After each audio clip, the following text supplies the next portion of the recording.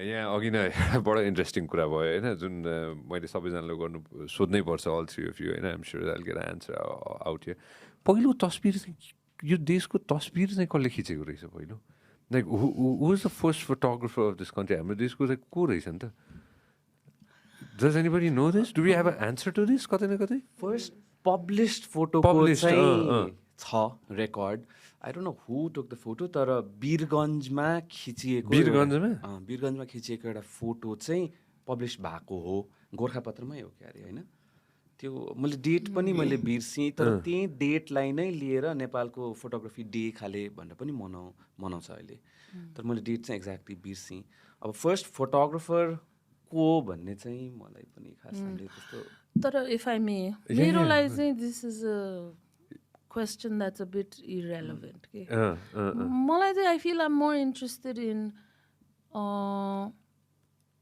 that first generation who are the photographers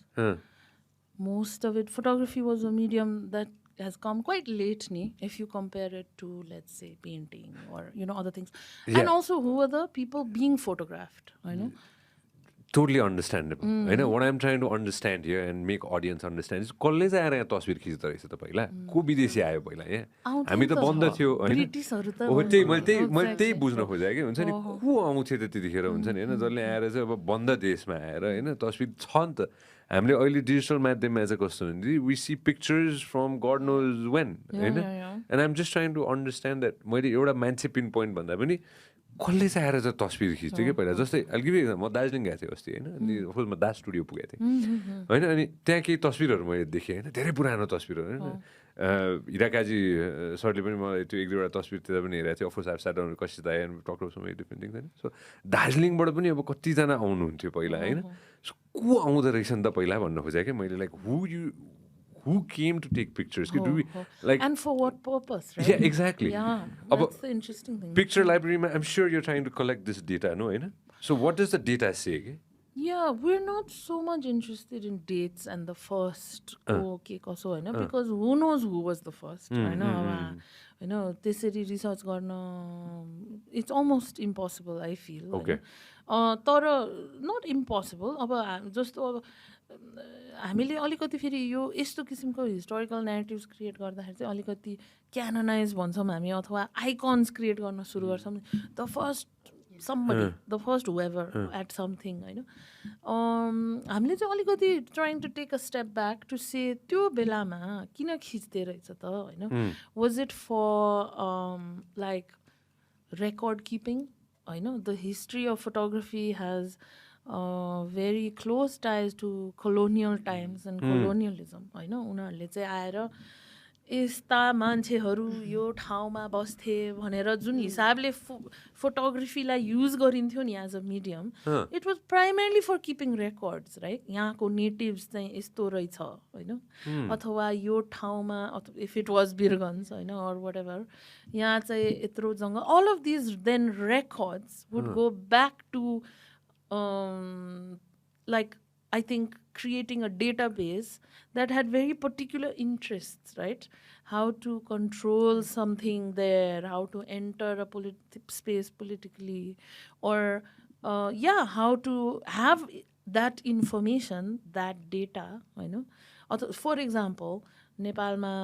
like इन्डियाको history photography history हेर्ने हो भने चाहिँ नेपालभन्दा उता धेरै रेकर्ड किपिङ बेटर भएर बिकज अफ द ब्रिटिस फेरि होइन अब दे इस्टाब्लिस्ड आर्काइभ्स दे इस्टाब्लिस्ड हुन्छ नि लार्जर इन्स्टिट्युसन्स अनि सो त्यो रेकर्डहरू चाहिँ के पर्पजको लागि राखिएको रहेछ त भन्दाखेरि उनीहरूकै साम्राज्यलाई अझै कसरी विस्तार गर्ने होइन भन्ने एउटा ओब्जेक्टिभबाट पनि त थियो नि त होइन so it's interesting to think about फोटोग्राफीको history in that way I think कि त्यो बेला चाहिँ त्यसको पर्पस होइन जस्ट आफूलाई मन परेको मान्छेको म फोटो खिचेर राख्छु मात्रै नभएर आज त it's kind of used in that way नि त हात हातमा हाम्रो क्यामेरा छ होइन अथवा म यहाँ गएँ मैले यो खाएँ like my experience I am के भन्छ सेयरिङ नि त through that same medium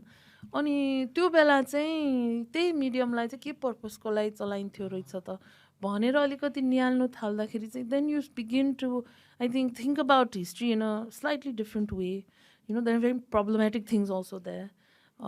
and so on so yeah also एकदमै सेम थियो अब कोलोनियल हिस्ट्री त्यसमा गर्ने हो भने एकदम अदर गर्न पनि युज त हुन्थ्यो कि पुरानो नेपाली फोटो अब फर्स्ट फोटोजहरू त्यस्तो भन्ने हो भने नेपालीहरूको हेर्ने हो भने त्यो एकदमै ठिङ्ग अलिकति स्पेसिमेन जस्तो रूपबाट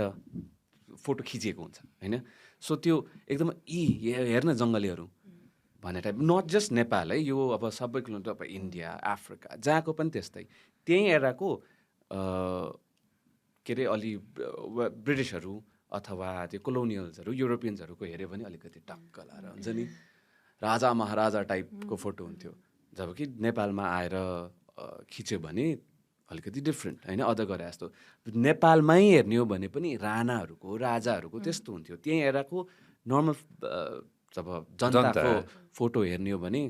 डिफ्रेन्स थाहा भइहाल्छ कि